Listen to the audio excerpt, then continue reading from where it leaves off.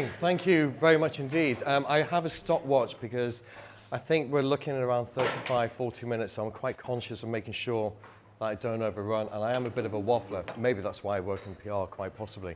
But yeah, as Tom said, yeah, we used to be based here until just over, or just under a year ago, and I have to say, and this is not a paid-for advert for the Glove Factory, it's a bloody great place to be. It really is. We absolutely love being here. And when we left, I did shed a little bit of a tear when I left here because I absolutely loved being here. So anyway, moving on.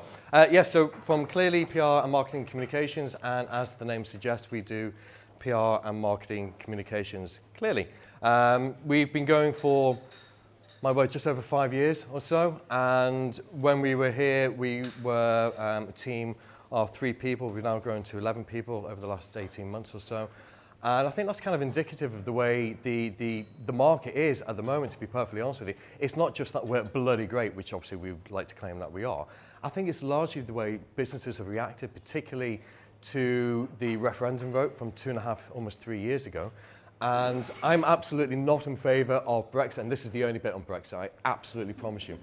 But I did an interview with Talk Radio back in November, and they asked the question, they said, why are you in favour of Brexit? And I said, I'm not in favour of Brexit at all, but I'm in favour of the reaction the economy's had to the vote itself. We have no idea what's going to happen at the end of March or the end of June, or whenever it is they're actually going to affect this. But the reaction within the business community has been very much a case of we can play a wait and see game, or we can actually get on with business as usual and make sure we're in a good position that if the proverbial does hit the fan, once the effects of Brexit are starting to be felt, we are in a strong position and we remain front of mind for the types of businesses that we want to deal with. And that's where PR really comes into play. It's making sure that you stay on the radar for those businesses who mean the most to your organization, and you want to make sure that you remain the go-to provider of choice when and if they actually do need your services. So I'm going to quickly skip on. I'm going to start with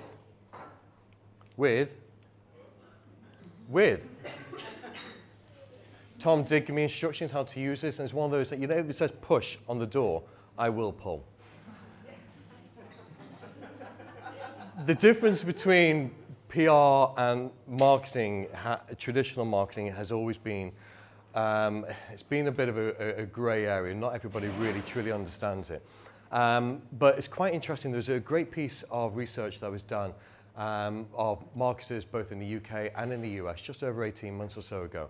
And in the survey, 81% of marketers said that earned media, PR, is more effective than paid for media, such as advertising, direct mail, expos, that sort of stuff. I think that's quite effective. And it kind of shows, again, reiterating the point I was just saying, more money seems to be ploughed into PR because the reality is PR will have an impact over the longer term. If you're looking for a quick hit and an immediate return on your investment, put an advert out, do an expo, do some direct mail. That will generate the income and the awareness immediately. But if you want to sustain that over a longer period of time, that is very much where PR will come in. I love pictures like this. As I've gotten a little bit older, and only a few years short of my 50th, as I keep on getting reminded by my wife, I love talking about stuff from yesteryear, particularly in my team at the moment. I've got 2 people in my office who are 25 years younger than me. It sickens the absolute hell out of me. But I was telling them a story last week. I said, when I were a lad, 30 odd years or so ago, when you wanted to record something, prime example, 1986, the Pet Shop Boys came out with this album, and it was great. Do you remember when you used to get a vinyl album? It was beautiful. You take it out of the sleeve, you wouldn't touch the middle of it because that was just, you know, sacrilege. You wouldn't do that at all. And you touch it on the sides and then flip it over and then put it on the turntable. If you wanted to record it, what you had to do was you get a wee little tape deck, get your speakers around the side of it, and when you put the needle on the record itself, you knew you had 3 or 4 seconds before the music crept in. So what you do is you tippy-toe out your room, close your bedroom door, go downstairs and say to your mum, please do not go upstairs for another 25 minutes and 27 seconds. That's what you did. 25 minutes came along, you went up the stairs, listened, has it actually finished or not? Then you go back in, turn it over and do the same process again. 50 minutes to record an album. It was absolutely farcical, but that's the way we did it. And we thought that was high tech. Nowadays, you've got everything on here. It's amazing. You don't need download times. It's instant. Spotify, YouTube, it's all absolutely fantastic. But technology has moved on at such a pace, and it's impacting the way that you communicate with your potential customers and your existing customers. This could easily have been me about 20 years ago. I used to be a manager at the Daily Mirror and Sunday Mirror and Sunday People. Before that, I worked at Guardian Media up in Manchester as well. And in those days, you would get a piece of copy and you would use a fax machine. Does anyone actually use a fax machine? No? If you do, brilliant. I'm going to say hats off to you because I think they're bloody brilliant. But you put the copy in, send it through to the production team, and that's how it got into the media. When we were at the Mirror, we were literally 100 yards away from the printing press. It was quicker to take the actual paper, leg it across the green, and give it to the production guys straight away. But you had to do it via fax. That's how you would get your press releases out to the media in the old days as well. And of course, things have moved on at pace. We were always encouraged to Keystone, I don't really know what that is, but it looks good, to take journalists out to the pub and wine and dine them. If you had a client in particular, from a PR perspective, and you were trying to secure some good media coverage, you quite often would take the man or the woman out to the pub, get them a couple of glasses of wine, a couple of beers, usually on a lunchtime, and then you go home. Thank Christ we don't have to do that, because I've never been a day drinker, and it used to wipe me out completely. Not to mention, it cost me a bloody arm and a leg to get it done as well. So thankfully, things have moved on quite a pace. And probably the most important stat that you need to remember when it comes to any PR promotion that you're doing for your business is the fact that 80% of your potential customers make a purchasing decision before they even speak to you. So how are they doing that? Well, what they're doing is they're going on to various different forms of media. They're going on to Google, they're going on to things like TripAdvisor, they're trying to find information about you. It's more a proactive search rather than a reactive search. I'm going to introduce you to Mildred. I chose the name Mildred because I thought it's a great name, and it's also very unlikely that anyone in this room is called Mildred. Thank God. Mildred's persona, and this is what you need to do with all the customers that you're looking at dealing with. You don't have one type of customer. The chances are you've got various different personas, 4, 5, 6 or 7 personas. Mildred is a woman, a manager in her early to mid-30s. She has control of the budget, so she has an influential say in where the money gets spent in terms of what products and services and suppliers that the organisation deals with. She works in the city and she commutes to work via car, and because she works in the city, she knows it's a pain in the backside to get to the city centre, so she parks at the park and ride. So in a 20-minute journey, she might be listening to the radio. She might be listening to a podcast, or she might just be listening to a bit of music just to kill a bit of time. When she gets out of the car, she gets on the bus at the park and ride, she's got about another 5 or 10 minutes before she actually gets to the centre of town itself. And what she's going to do, like every single person, if you've ever been on a bus or ever been on a tube, you pick up your phone. And chances are you're not looking at just one thing, there's probably half a dozen things that you're going to be looking at as well. So she might be checking her emails. She might be having a look at, all right, what emails didn't I check up on before I left work yesterday? There may be in a newsletter from a supplier or a potential supplier who sends something through, and she just needs to have a quick peruse of it, just make sure she knows what it's all about. She may check her favourite news app just to get a heads up on what's going on the day's events. She may be checking her social media, her own personal social media. If she's a manager, there's a very good chance she's going to be checking the social media of the organisation that she's working with as well. She may have been given the responsibility to look for a new supplier of some sort. So say, for example, they're a growing company, they need to externalize their HR or some leadership coaching or whatever. She doesn't know her arse from her elbow when it comes to what kind of companies they may be. So she'll type in certain search terms into Google. And then when she actually arrives, she's got a 4 or 5 minute walk from the park and ride to her office. So chances are she'll quickly get a cup of coffee from Starbucks, and there happens to be a newsagent right next to it. She might pop in, get the local newspaper, and then pick up a magazine that she can read on the park and ride on the way back. There is a huge amount of media that she is exposed to in that 25, 30-minute journey each morning. during the day, that number will probably increase even further. So she's been exposed to social media, to search engines, newsletters, email, apps, news sites, the list very much goes on. The point is that the way people, individuals, your potential customers engage and want to receive and want to find information has changed markedly over the last few years. So the traditional approach to PR very much does not apply anymore. And it's really about trying to get your head around how do you find those right kind of people, identifying what the right way is, and identifying when the right time is to engage with them. This sounds like a very simple question. It is amazing how many times we will get a phone call and we will be asked to pitch for a client's business. And they may have used a PR firm in the past, they may not have used a PR firm in the past. And the question we always ask is, why do you need PR? And it flummoxes them every single time, because a lot of the time they don't know. Sometimes it's an ego thing. They think they need a PR agency, but they don't really know why. So before you start plowing money into an agency, if that agency doesn't ask you why you actually need PR in the first place, please don't work with them, because you could potentially be spending money where you don't need to be spending it. The key things as to reasons why people use PR, it could be about raising brand awareness. It could be about trying to generate awareness for a particular issue, or to invoke some kind of reaction to stir people into some sort of action. The Me Too movement is an absolute brilliant example of that. All it started in October 2017 when an actress called Alyssa Milano put out a tweet saying, if you've been a victim of sexual harassment, include the words Me Too in the hashtag. Within 24 hours, 1 million tweets had Me Too hashtag in it. Within 48 hours, 12 million Facebook posts had reactions and comments specifically to Me Too. That's a great piece of viral PR. So are you looking to engage people and get more people on board with a particular cause? But it could easily be something as simple as reminding former clients and customers who you are, what you do, and what you can do for them again. But when you are about to embark on any kind of PR campaign, it is always about focusing on 3 key elements of it. The first one is to engage the people that you want to be doing business with. There is a problem. They need a challenge that needs to be resolved. The support aspect of it is, well, why are you the best person to do that for them? What is it that you're going to offer them above and beyond what everybody else in the market is doing?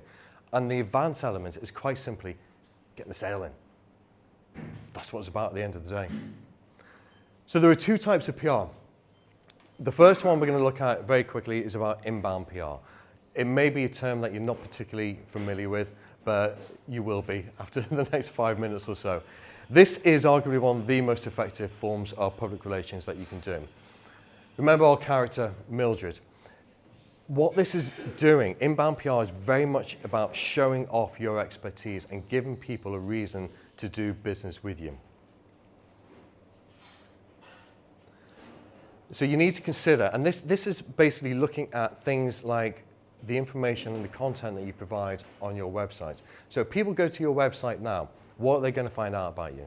Are they going to, is it a case of, and we see this so many times, a lot of organizations use their website purely as a shop window, as a sales tool.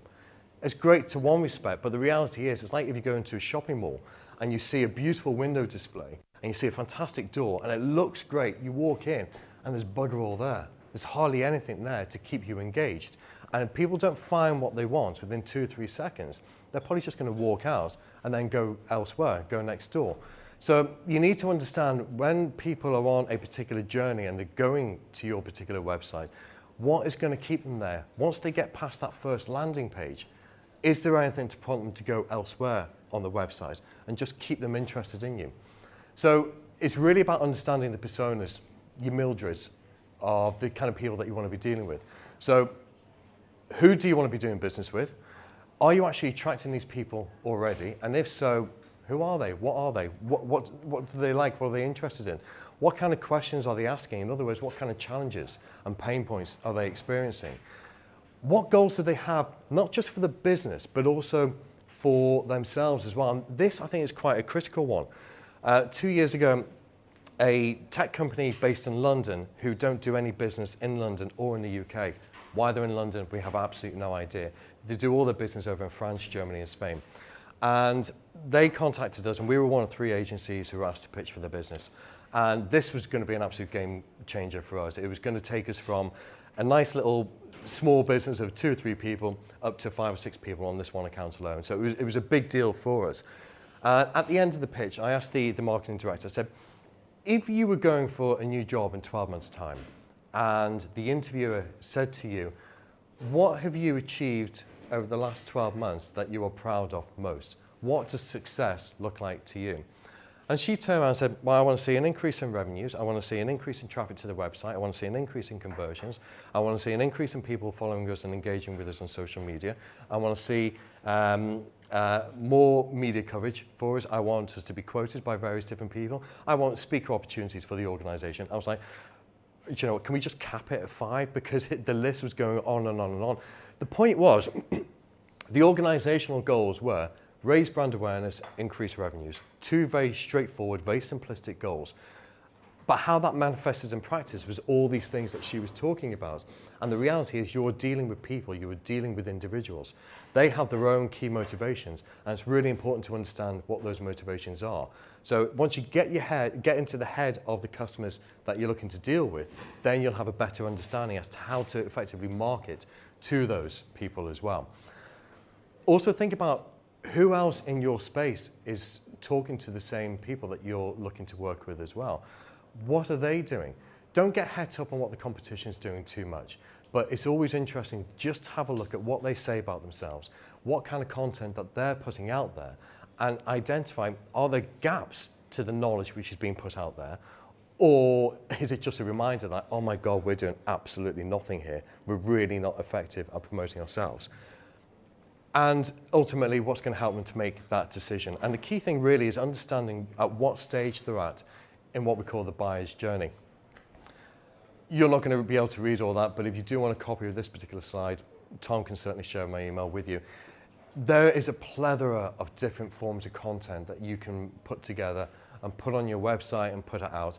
It's called the PESO model, which is paid, earned, shared, and owned different types of media.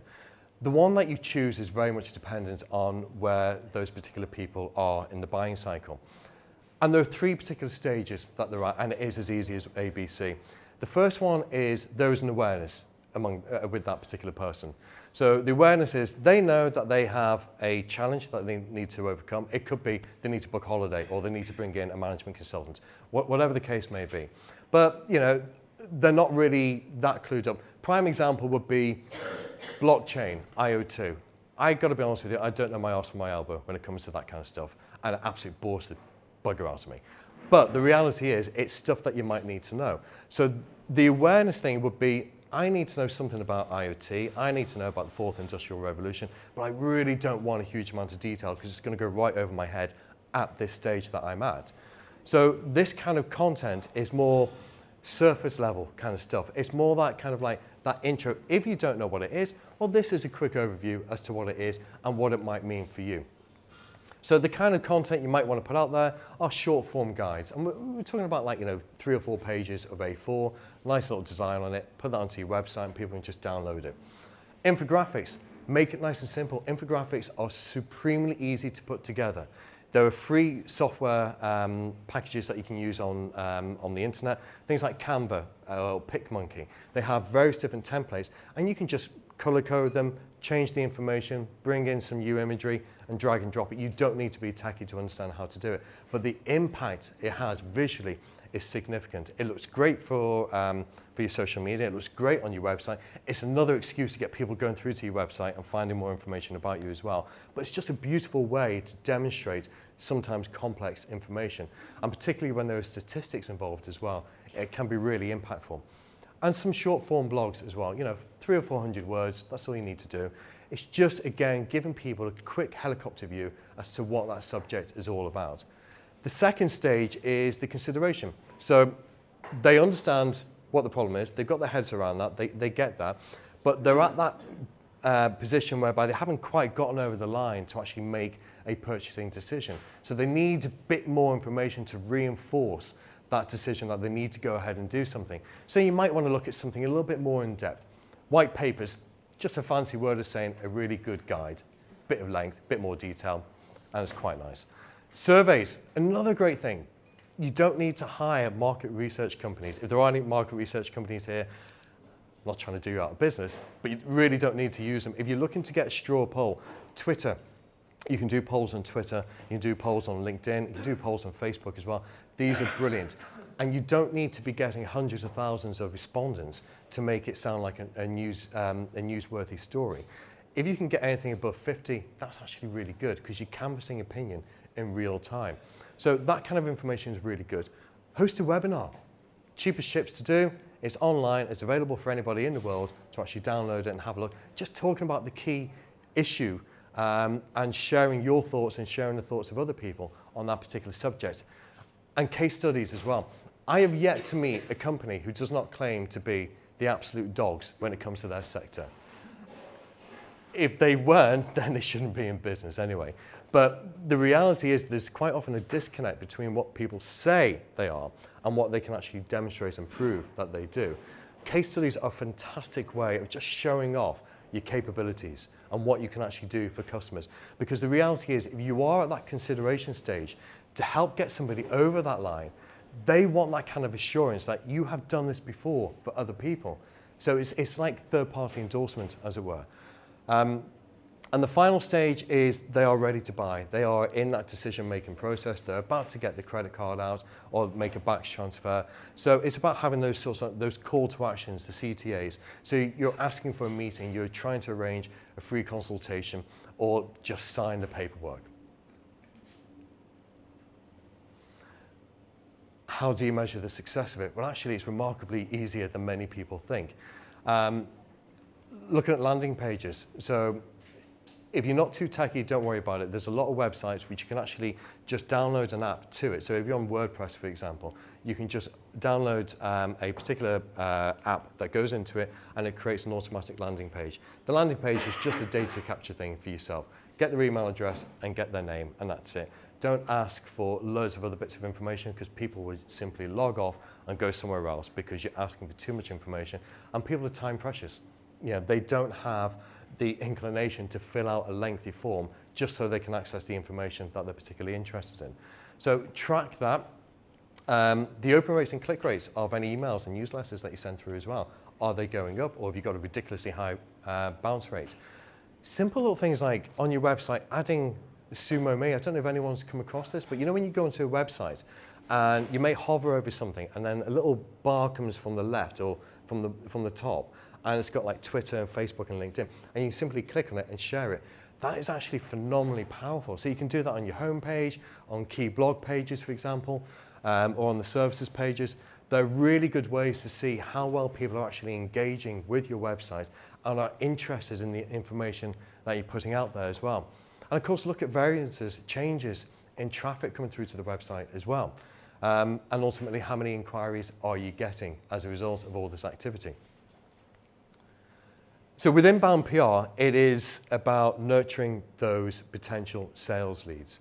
It's helping get your buyers from the very start of the buying process all the way to the end, which is where you want to get the all-important yes. And now to the more sexy stuff, which people are a bit more familiar with, the proper PR stuff, the media stuff. I love working in PR. It's absolutely brilliant. I still get a massive, I've been doing this stuff for a bloody long time, but I still get a huge buzz out getting a client in a particular magazine or website that they've probably never been in before. It's a great feeling. We generally get a bit more excited than the clients do, and sometimes we're like, come on, this is great, this is brilliant for you. There's a client that we've been working with for a few years over in Cardiff, which is where we actually started the business 5 years or so ago. And it took us 4 years to land that client, 4 years of pitching them, to the point that when they invited us in for the 4th time to pitch for the business, I said, literally, I'm going to give you 15 minutes, and if we do not do a deal, that's it, I'm never speaking to you ever again. Obviously, he was done in a jovial way, and he just said, oh, you got the gig. I was like, thank Christ, brilliant, nice one, I'm off. But what was brilliant was I was at a networking event just before Christmas, and he said, you know what, I really didn't buy into this PR shit. That's how we put it. I was like, great, thanks very much. But it explains why it took him 4 years to make the decision to go with us. But he said one of the great things was he was recently at a conference with a load of their competitors, but a load of their potential clients as well. And one of them in the conversation that he was having said, oh yeah, I saw you in this magazine. And he was like, yeah, it was great. And the guy said, that was a really interesting point that you said about this, that, and the other. And he went, yeah, it was. He didn't have a Scoobies what had been written about him at all. It was signed off. He went, yeah, I trust your judgment. That's fine. Signed off, gave it to the journalist. But it was that endorsement that he absolutely loved on the back of it. And he ended up getting a client on the back, winning that client on the back of it. So simple little things like that. Clients will get a buzz out of it. We do probably get more of a buzz out of it, to be perfectly honest with you. But the key thing to stress about PR, public relations, is it's not about sales. It's not about pushing your company for the wrong reasons. And what I mean by that is that too many people are using it for free advertising. Public relations includes social media, obviously, as we've explained. How many times you go onto Twitter or on Facebook and all the company is doing is selling itself all the time. Recruitment companies is one of the biggest sectors that we work with. And I am absolutely flabbergasted that you go onto a recruitment company website and it's job posting, job posting, job posting, job posting. I'm like, seriously?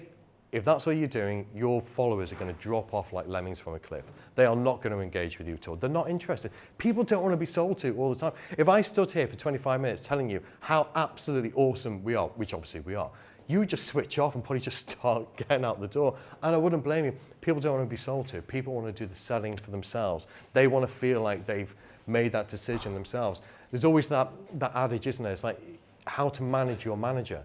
Make somebody feel like they've made the decision for themselves, and that's what it needs to be for your customers as well. But of course, the question is, when you're doing this proactive PR, which is speaking to the media that you want to be getting in front of, what actually makes for a decent story? What are they going to be interested in? So these are just a handful of some of the newsworthy angles that you might want to consider when pitching a journalist or an editor. So it could be, for example, you've secured a new contract. Could be a government contract, local authority contract, whatever it is. If it's a sizable contract, that could mean a significant difference to your organization. Talk about it, blow your own trumpet, let the local media know about it, or the trade media. Maybe you've just launched. Maybe you've just launched the business in the last 2 or 3 months. You want to get awareness out there.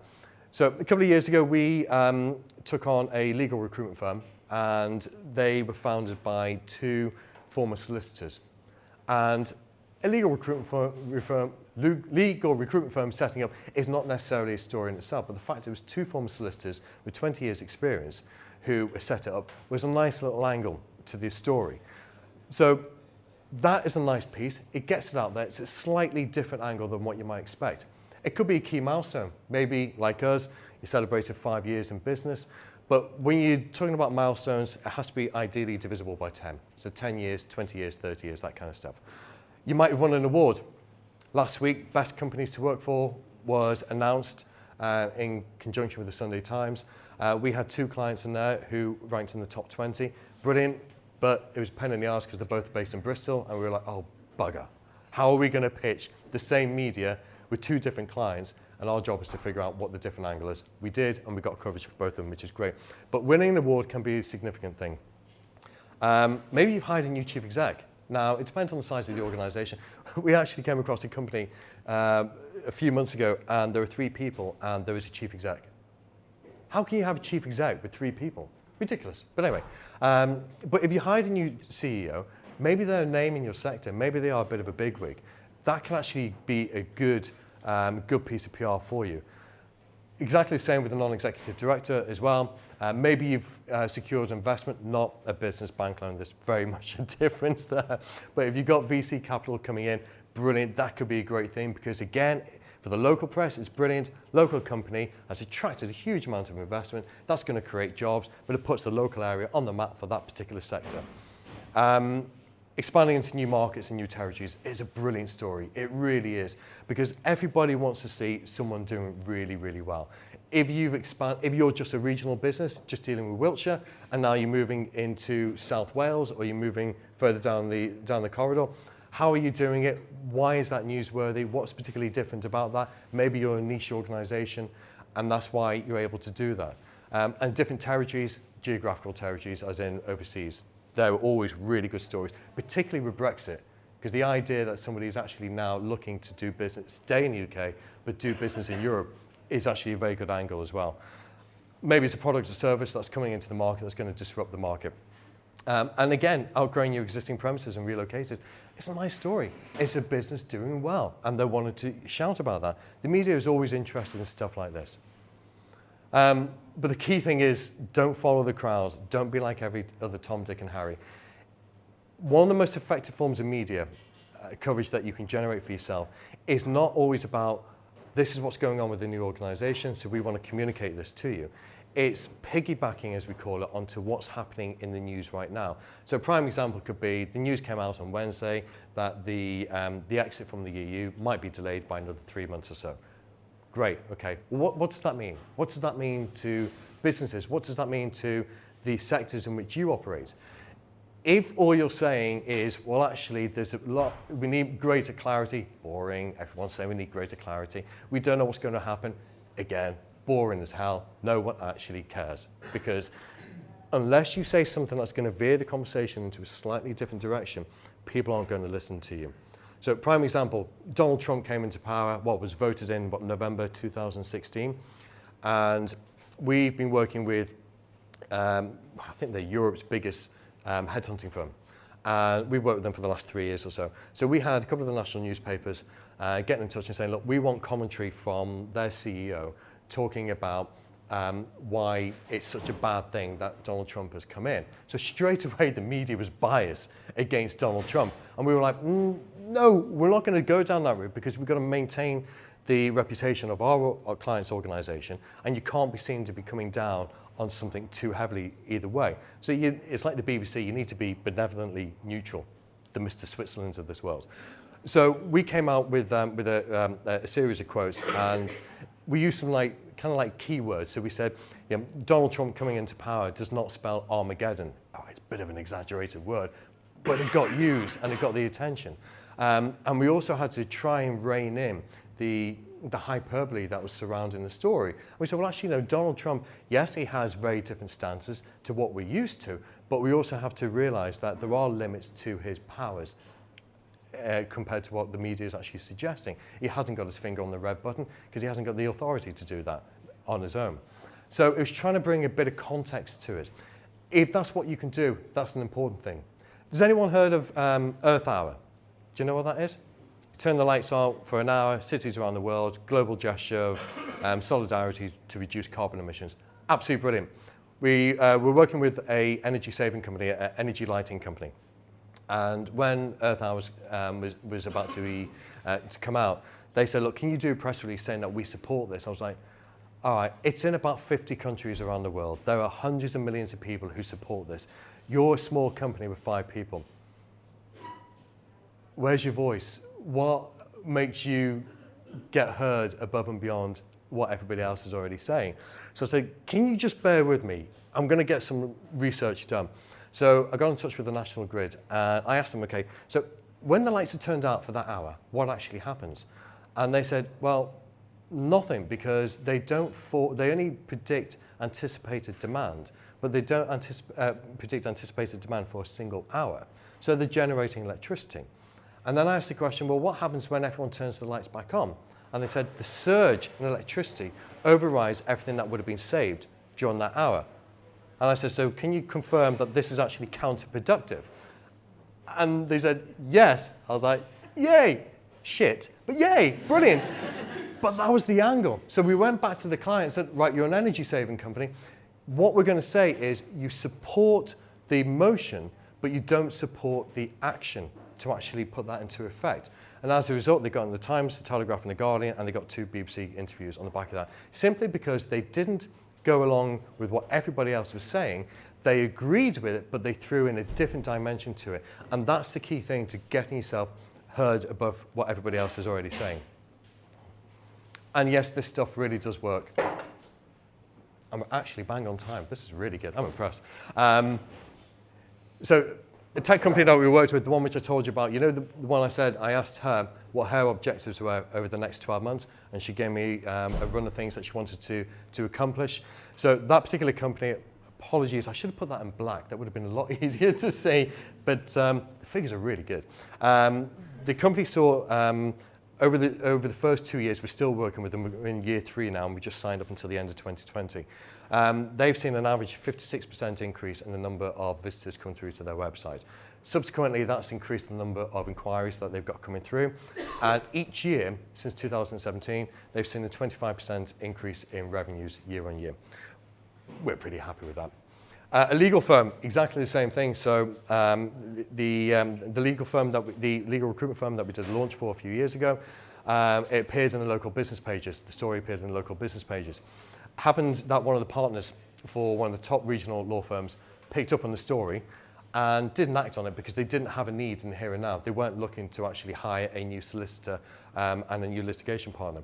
But 3 weeks later, they did need to hire somebody. They remembered the story, they remembered the name of the company, they got in touch, and as a result of it, they made a single placement which was worth £20,000 in commission. These people make a lot of money. You think lawyers make a lot of money? Recruitment people make a shed load. We are absolutely in the wrong industry. Within 3 months, they placed 3 people. Altogether, they made £60,000. Also, as a result of that, they ended up becoming the retained partner of choice to provide all legal professionals over the next few years. That number's obviously increased significantly. I have been asking for an updated number because I would love to put it in there, but I'm guessing it's more than 60,000 unless they've done stuff for free over the last 2 years. So it really does work. For PR agencies, it's amazing. It baffles the absolute hell out of me why PR agencies don't do PR for themselves. You go onto their own websites, hardly any of them are blogged for any significant period of time. Their social media is usually appallingly bad. They'll maybe do 1 or 2 posts every single day or every single week. If that's all you're doing, seriously, don't bother. Really don't bother at all. If you think about Twitter for 1 second, the average lifespan for a tweet is 18 minutes. That's all it is. If you're doing 1 tweet per day, you've got 96 minutes of opportunities to be seen Monday through Friday. If you're doing 5 per day, you've got almost 500 minutes of opportunities to be seen. And the time difference between creating 1 single post and 5 is rather negligible, to be fair. It is worth the investment because you want to get in front of more of your people more frequently, get the content out there more frequently as well. It will deliver the results. So for us, we've grown our business purely by doing PR. We do one form of sponsorship, which we only started doing in November, and that's the first time in 5 years. But what we've seen is, since the beginning of last year, a 4-fold increase in the number of clients that we work with. And we work with companies locally and across the UK, and we've got one in America as well. We've seen a 3-fold increase in the number of people working in the business as well on a full-time basis. And over the 2 years, we've seen a 521% increase in revenues. This is all practicing what we preach. This is looking at the media, seeing what stories are out there, seeing what avenues different opinions we can put to an existing story, getting content out there on the website. Every single week, we will do at least 2 blogs for our website. It works. It is a time investment, but the reality is, there was a blog that we did just over a year or so ago, and it got picked up on a search engine, on Google, when someone was typing in, it was personal branding, and they typed in personal branding, they found our particular blog, they looked at it. When they looked at the website, they looked elsewhere on the website, and they're like, actually, these guys do personal branding for chief execs as well. Our chief exec is looking for some blah, blah, blah. That ended up being a 60 grand contract for us, purely on the back of a single blog. So this stuff really does generate an ROI for you. And all it is about making sure that people know exactly who you are, what you do, and what's in it for them if they engage with you. And it is easier done than you might think. So just to very quickly round off, by doing all these things, you will see an increase in traffic coming through to your website, which by default is going to raise awareness of who you are and what you're doing. It's going to improve your recognition as well. The more good content you get out there, whether it's in the media, whether it's on your website, whether it's via social media, general content. Google changed their algorithms just over a year or so ago. They don't favor content which is pure promotional, which is pure sales-led, which is, look at us, we're great, do business with us. They favor content that is informational, that has value, that is relevant to different industries. So they will prefer that. So that's going to boost your SEO. We were dealing with a company recently. When we started working with them, they said they were spending over £1,000 a month on SEO. It's like, what the bloody hell for? They weren't even getting on the first page of the rankings for that. For £1,000, I want to dominate that entire page. But when you type in our company name, and the recruitment sector is our biggest sector, you type in PR for recruitment, for example, we appear 3 or 4 times on that first page. We don't pay for it. It's purely because of the content we continually put out there, and people know us for that. All of this will increase the number of inquiries coming through, and if you're in business, you're obviously good at what you do. So the chances are, if you get a good inquiry coming through and you can provide the solution for what that particular customer is looking for, you're going to convert that into a customer, hopefully for the long term as well. You'll also see a number of the media getting in touch with you as well. So we got a client into a national newspaper a couple of weeks ago, and the same journalist who wrote that piece on the client got in touch with us on Tuesday this week and said, I'm on deadline, someone's dropped out. It was a cabinet minister. They wouldn't name it, which is a real shame because I wanted to shame them. But they needed some copy really, really quickly. And because they'd already included our clients in the past, they said, look, can you get something over to us quickly for this client? And that's how it works. It's familiarity. And all of this will help effectively to consolidate any sale. Because the reality is, if you're looking to go on holiday, for example, you might look at the hotel website and you'll look at it. But the reality is, are you just going to look at that website? You're probably going to look elsewhere. You're probably going to find what other people have said about it and find more information about it, find more information about the area as well, and think, can I see myself being there for the next 10 days or 14 days? And it's very much like on LinkedIn. I don't know how many of you use LinkedIn. It's a great profile builder, it really is. But when you get someone saying, I'm an expert at what I do, and yet you go into their LinkedIn profile and there's nothing to support what they've said, it's like, are you really an expert? Because you're not demonstrating it in any shape or form. But the crucial thing really is, it's always about staying on the radar, positioning yourself so that when they do need what you offer, that you are the person that they go to for that. That's me done. If anyone has any questions, please feel free to fire away. I may not have the answer, but if I don't have the answer, I will find the answer for you. I will Google or go into social media, and I can take any questions afterwards. So thank you very much for your time.